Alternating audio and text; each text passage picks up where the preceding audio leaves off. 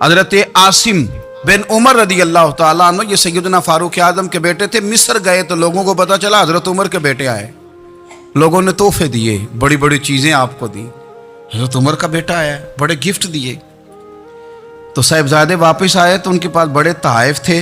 सैयदना उमर फारूक रदी अल्लाह ताला अन्हु ने देखा तो फरमाया इधर लाना तोहफे। कहा जी लोगों ने मुझे दिए हैं। फरमाया तूने क्यों बताया था कि मैं अमीरुल मोमिनीन का बेटा हूं? कहा हुजूर उनको वैसे ही पता चल गया। फरमाने लगे पुत्र ये तोहफे तुम्हें इसलिए मिले हैं कि तुम अमीर के बेटे हो, ये तोहफे तुम्हारा हक नहीं, क्योंकि तुम्हें इस कुर्सी की वजह से मिले हैं और ये कुर्सी मुसलमानों की है, लिहाजा ये हक भी मुसलमानों का ही है। ये ला सारे माले गनीमत में जमा किए जाएंगे।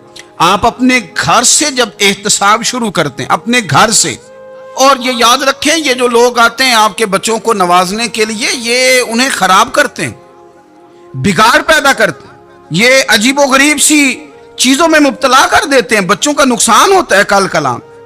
फिर जो शापर अच्छा लेके आए पीर साहब के बच्चे जरा उससे प्यार से मिलते हैं, नुकसान हो जाता है। ये दस्ते नगर हो जाते हैं, ये लोगों की तरफ जीते हैं, दूसरों पे डिपेंड करने लगते हैं। हजरत अबू मूसा अशअरी रदी अल्लाह ताला अन्हु ने पहले तो एक कलीन बड़ा सोना था, तो आपने हजरत उमर के घर भेज दिया कि चलो उनके घर में उनकी अहलिया बिछा लेंगी। कहीं से तोहफा आया। फिर वो जिस कमरे में माले गनीमत और खजाना रखा जाता था उसकी सफाई कर रहे थे तो एक दिनार मिल गया। तो वो दिनार बच्चे सारे जा रहे थे तो उनमें से हजरत उमर के एक बेटे को, छोटे को बुलाया और बुला के कहा पुत्र ये दिनार ले लो।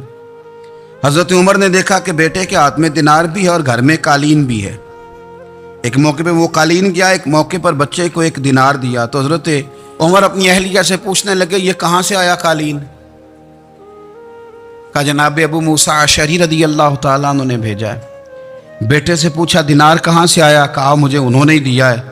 आपने वो दिनार भी लिया और कालीन भी लिया और उसको लपेटा और जनाब अबू मूसा अशअरी को बुलाया और इतने सख्त नाराज थे, फरमाने लगे अबू मूसा अशअरी से कहना मेरे पास पैदल आए, घोड़े पे ना आए। और जब आए हजरत अबू मूसा अशअरी तो जनाब उमर इतने नाराज हुए कि वो कालीन लपेट के तो उनके सर पे मार दिया। फरमाने लगे पकड़ो अपना दिनार, तुम्हें पूरे मदीने में मेरे बेटे के अलावा कोई और नहीं मिले था जिसे तुम खराब कर सको। मेरा पुत्र ही मिला था बिगाड़ने की, किसने इजाजत दी तुम मेरे बेटे को दिनार दो? क्यों लाए तुम मेरे घर में कालीन? हजरत उमर फारूक रदी अल्लाह ताला अन्हु फरमाने लगे मैं जमीन पे सोने का आदी हूं, जमीन चटियल भी हो तो रब का बंदा बन के सोता हूं तो अल्लाह मुझे आराम और सुकून की नींद अता फरमा देता है। मुझे तुम्हारे मखमलों की और कालीनों की जरूरत नहीं है। एहतसाब यहां से शुरू होता है भाई। यहां हम ना अपने घर में बैठ के मायूस मायूस बातें करते हैं और फलाने के बच्चे कहाँ पहुंच गए, फलाने के बाद बड़ा पैसा आ गया, मैं कच्चे मकान में रहूं, मैं ये करूं, देखो मुझे नहीं सहूली। ये तो आप मायूसी वाली बातें कर रहे हैं, ये तो आप कमजोर बातें कर रहे हैं। ये तो इस तरह की बातें तो हारे हुए लोग करते हैं। इस तरह का लबो लहजा तो उन लोगों का होता है जो एहसास कमतरी का शिकार होते हैं। ये आपने किस तरह का लबो लहजा? अपने बच्चों को आप भिखारी बना रहे हैं ताकि दूसरों को देखें तो मायूस हो जाएं। उठ बांध कमर क्यों डरता है, फिर देखो खुदा क्या करता है। आपका जो एहसास है वो इतना खूबसूरत हो, आपके लहजे के अंदर इस कदर ठहराव हो, आपको इत्मीनान आ चुका हो, और आपके बच्चे कभी भी कंपैरिजन ना करें अपना किसी के साथ, कभी भी उन्हें करने ना दें। आप कभी वो कभी ये बात ना करें कि फलाने ज्यादा अच्छा खाते पीते हैं तो हम किधर हैं, करने ना दें। उन्हें बताएं कि बेटा अपनी मट्टी पे चलने का सलीका सीखो, संगे मरमर पे चलोगे तो फिसल जाओगे। उनको बताएं कि जो तुम्हारे पास है ये खुदा का अतिया है, इसी पर तुमने कनात करनी कभी भी। हजरत ज़ैद बिन हारसा से नबी पाक सल्लल्लाहु अलैहि वसल्लम को बड़ा प्यार था। फिर उनके बेटे हुजूर के गुलाम ज़ादे हजरत उसामा बिन ज़ैद के साथ भी हुजूर बड़ा प्यार करते। लेकिन ये तो मुसल्लमा हकीकत है ना कि अजमत और शान तो सैयदना फारूक आजम की ज़्यादा है। उम्मत का इत्तेफाक है कि नबियों के बाद सबसे बड़ा दर्जा जनाबे सिद्दीक अकबर का, और फिर अल्लाह ने मकाम अता किया हजरत फारूक आजम को। ये बड़े लोग थे। एक दफा माल तकसीम हो रहा था तो हजरत उमर रदी अल्लाह ताला अन्हु ने ना حضرت اسامہ بن زید کو 4000 دینار دیے اور اپنے بیٹے عبداللہ ابن عمر کو 3000 دینار دیے. تو حضرت عبداللہ ابن عمر گھر جا کے کہنے لگے ابا جی اسامہ میں وہ کون سی خوبی ہے جو میرے اندر نہیں, اور اسامہ کے باپ میں وہ کون سی خوبی ہے جو آپ کے اندر نہیں. تو حضرت عمر کی عاجزی دیکھیے, حالانکہ بالاتفاق دنیا جانتی ہے کہ جناب عمر فاروق رضی اللہ تعالیٰ عنہ افضل ہیں, پھر بھی پتہ اپنے بیٹے سے کیا کہتے ہیں, فرماتے ہیں او سن یار وہ خدمت گزار ہیں نبی پاک کے, وہ بھی حضور کے گھر میں ڈیوٹی کرتے, نوکری کرتے, اور ان کے بیٹے بھی حضور کی نوکری کرتے, یہ خدمت گزار ہیں. فرمانے لگے اگر تو نے پوچھ لیا تو سن, پھر میری تو رائے یہ ہے کہ تیرے سے زیادہ اسامہ بن زید حضور کی نظر میں پیارے ہیں, اور اسامہ کا باپ تیرے باپ سے زیادہ نبی پاک کا پیارا ہے. کوئی کمپیریزن کرنے نہیں دیا, بچوں کو کسی ایسی جگہ کھڑے ہونے نہیں دیا. فرمایا یہ وجہ ہے, یہ انداز ہے کہ تو زیادہ پیارا ہے. حضرت عمر فاروق رضی اللہ تعالیٰ عنہ پسند نہیں کرتے تھے, ذرا برابر بھی پسند نہیں کرتے تھے کہ کوئی شخص اور مال آتا تو اپنے رشتہ داروں کو نوازنے سے بچتے. مال غنیمت آتا ہے نا, ہمارے ہاں تو اللہ خیر کرے جب کوئی بندہ کونسلر بنتا ہے, چیئرمین بنتا ہے, تو ٹھیکہ کس کو دیتا ہے؟ کوئی چلو بھتیجا مل جائے, کوئی بھانجا مل جائے, کوئی چھوٹا بھائی, اسے بھی کام مل جاتا ہے ساتھ. نوازنے پہ لوگ آتے ہیں تو وہ تلاش کرتے ہیں کہ کہاں کہاں کو میرا ہے, وہ ٹینڈر ہی ان کے نام کے پاس ہوتے ہیں جن کی طرف ذرا نظر کرم زیادہ ہوتی. حضرت عمر فاروق مال تقسیم کر رہے تھے تو بیٹی آگے کہنے لگی ابا جی رشتہ داروں کا بھی حق ہوتا ہے, آپ سب کو دیتے ہیں, آپ کے اپنے آپ کے قریب ہی نہیں آتے. تو حضرت عمر فاروق نے کیا لفظ کہے, کیا حقیقت ہے, کیا حسن ہے. فرمانے لگے پتر یہ مال تیرے باپ کا نہیں مسلمانوں کا ہے, جب تیرے باپ کا ذاتی مال ہوگا تو اپنے رشتہ داروں کو دے گا, یہ مسلمانوں کا مال ہے, یہ اسی حساب سے تقسیم ہوگا جو عدل کا حساب ہے, جو ترازو ٹھیک ہے. فرمایا تو مجھے یہ مشورہ نہ دے, یہ مسلمانوں کا مال. یہاں سے نظام میں احتساب شروع ہوتا ہے, یہاں سے انسان آگے بڑھتا ہے, اور پھر کوئی تکلف نہیں کسی پر حضرت عمر کا, کوئی چھوٹا ہے یا بڑا ہے. حضرت ابو سفیان رضی اللہ تعالیٰ عنہ سردار رہ چکے ہیں مکے کے, بڑے آدمی, لیکن نظام احتساب میں کوئی چھوٹا بڑا نہیں ہوتا. حضرت عمر فاروق مکہ مکرمہ گئے تو لوگوں نے کہا حضور جناب ابو سفیان نے نا گلی میں پتھر رکھے اور بہت سارے لوگوں کو رستوں میں تکلیف ہو رہی ہے. تو حضرت ابو سفیان رضی اللہ تعالیٰ عنہ سے بھی لوگ کہہ دیتے تو وہ بھی اٹھا دیتے, لیکن لوگوں نے چونکہ وہ سردار تھے, بڑے تھے, تو لوگوں نے ان سے کہا نہیں. حضرت عمر جب آئے تو کہا تو جناب عمر نے پرواہ نہیں کی, خود آئے جناب ابو سفیان سے کہا یہ پتھر آپ نے رکھے؟ کہا حضور ہاں. فرمایا یہ بھی اٹھائیے, یہ بھی اٹھائیے, یہ بھی اٹھائیے. جب وہ اٹھا رہے تھے تو حضرت عمر کہہ رہے تھے شکر نہیں اللہ کا کہ عمر کہہ رہے ہیں اور ابو سفیان مانتے جا رہے ہیں. شکر نہیں, یہ نظام احتساب ہے کہ بڑا ہو یا چھوٹا ہو, اس کو یہ حق حاصل نہیں ہے کہ مسلمانوں کو وہ کسی تکلیف میں کسی بھی صورت میں مبتلا کرے, کہیں بھی کسی جگہ بھی, اس کو یہ والی اجازت نہیں. حضرت سیدنا عمر فاروق رضی اللہ تعالی عنہ. پھر ایک اور بات تھی, میں کئی دفعہ یہ بات کہتا ہوں اور مجھے ذاتی طور پر اس کا بڑا تجربہ ہے. کچھ لوگ نا خوشامد پسند ہو جاتے ہیں, بڑی عمدہ تعریف کرتے ہیں, اوئے ہوئے ہو پول باندھتے ہیں پورے, آپ کے پاس آئیں گے تو کہیں گے جناب آپ سے زیادہ اچھا بندہ ہی کوئی نہیں. تو وہ نا آپ سے کام نکلواتے ہیں, پھر وہ کسی دوسرے کے پاس جاتے ہیں تو اسی طرح کا رویہ وہ دوسروں کے ساتھ کرتے ہیں. یہ عام لوگوں میں بھی مرض ہوتا ہے, عام لوگوں میں بھی. اور بادشاہ ہو بندہ اگر, پھر تو اس کا دل کرتا ہے میں اگر بادشاہ سلام ہوں تو 2-4 بندے دیہڑی پہ رکھ لوں پر میری تعریف ضرور کریں. پابندی ہوتی ہے, لوگ یہ کام بڑے شوق سے کرتے ہیں. اور شیخ سعدی فرمایا کرتے تھے لکڑی کو گھن کھا جاتی ہے اور بڑے لوگوں کو خوشامد کھا جاتی ہے خوشامد. حضرت عمر فاروق رضی اللہ تعالیٰ عنہ اس معاملے میں بھی بڑے مضبوط تھے. ویسے مجھے اور آپ کو اچھا کون لگتا ہے, ہماری غلطیاں بتانے والا؟ ہمارے ایسا فرمایا کرتے تھے اپنے دشمنوں کی باتوں پر بھی غور رکھو, تمہارے دشمن تمہیں نکھار دیتے ہیں, تمہارے اندر جو کوتاہیاں ہوتی ہیں وہ تمہیں پتہ چل جاتی ہیں کہ یہاں میری اصلاح ہو رہی, ان پر غور کرو وہ کیا کہتے ہیں. حضرت عمر فاروق کی تعریف کی ایک بندے نے، کمال تعریف کی. وہ اس کا خیال تھا کہ رزلٹ بڑا شاندار آئے گا. بادشاہ کی تعریف ہوتی تھی تو پھر تھیلی جاتی تھی اشرفیوں کی، کمال رزلٹ آئے گا. تو حضرت عمر جب وہ پوری کر چکا نا بات، تو فرمانے لگے تو خود بھی ہلاک ہوا اور مجھے بھی ہلاک ہی کر دیا، خود بھی تباہ ہوا ہے مجھے بھی تباہ کر دیا. کس طرح کی باتیں کر رہا ہے. ایک بندہ اور آیا اور اس نے آ کے کہا کہ پوری امت میں سب سے افضل ہے فاروق اعظم آپ ہی ہیں.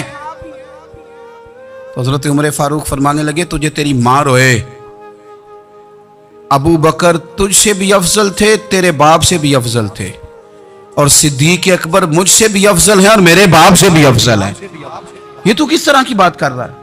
یہاں ہر شے ہضم نہیں ہو جاتی، فوری طور پہ لوگ ڈکار بھی پورا نہیں لیتے. قرآن مجید نے کہا فَلَا تُزَكُّوا أَنفُسَكُمْ هُوَ أَعْلَمُ بِمَنِ اتَّقَىٰ، اپنے منہ سے نہ کہو میں پاک صاف ہوں، اللہ زیادہ بہتر جانتا ہے کہ تم میں سے پرہیزگار کون ہے. اپنے منہ سے تعریفیں کرتے کراتے ہو، یہ مزاج چھوڑ دیں.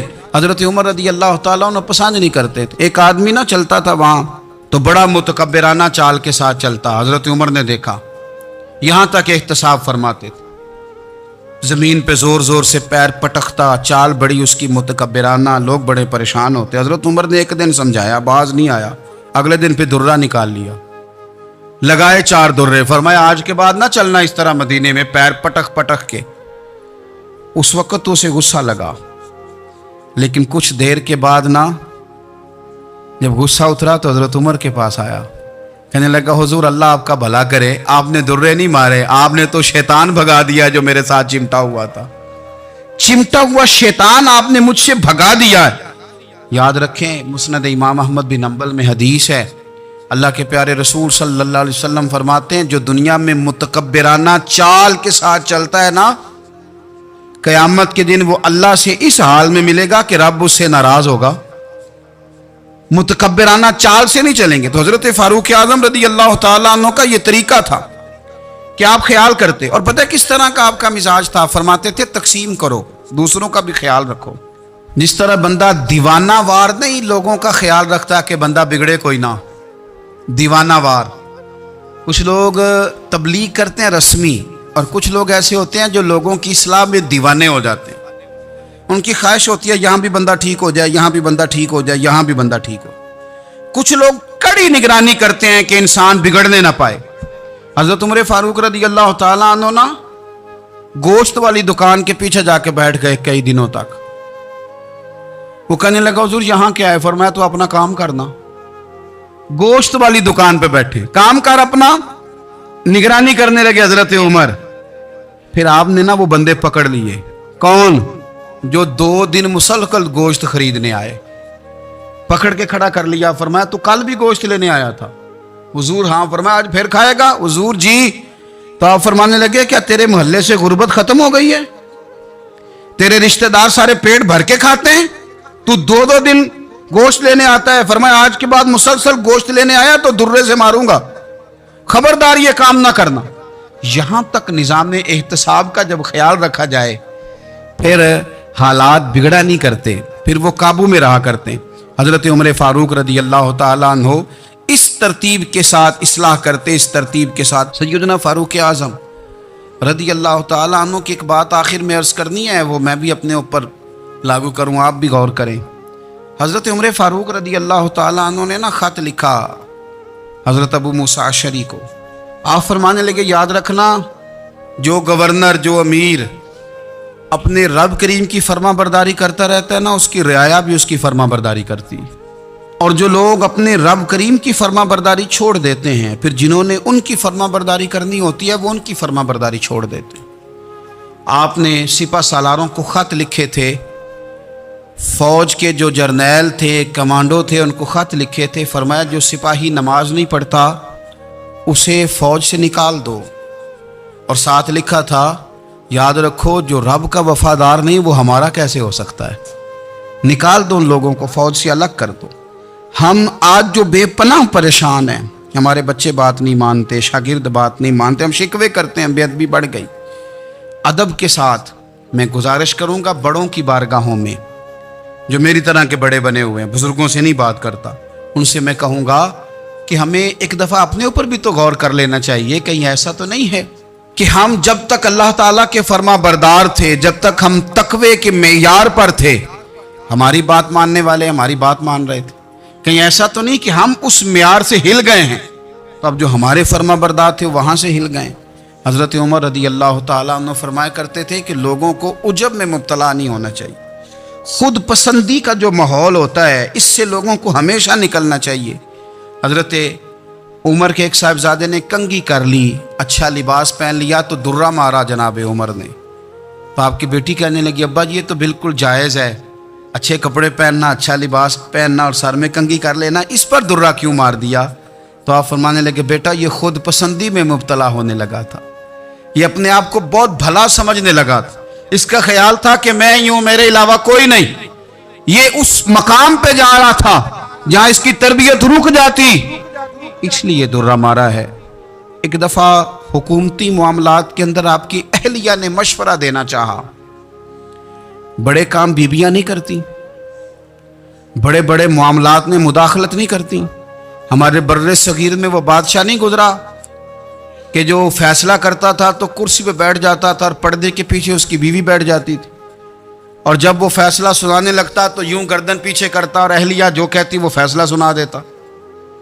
لیکن ایک دفعہ خاتون نے ایک آدمی کو حضرت عمر نے معزول کیا تو آپ کی اہلیہ نے، اس آدمی کی اہلیہ حضرت عمر کی اہلیہ سے ملی ہوں گی، تو خاتون نے ذرا سفارش کرنی چاہی.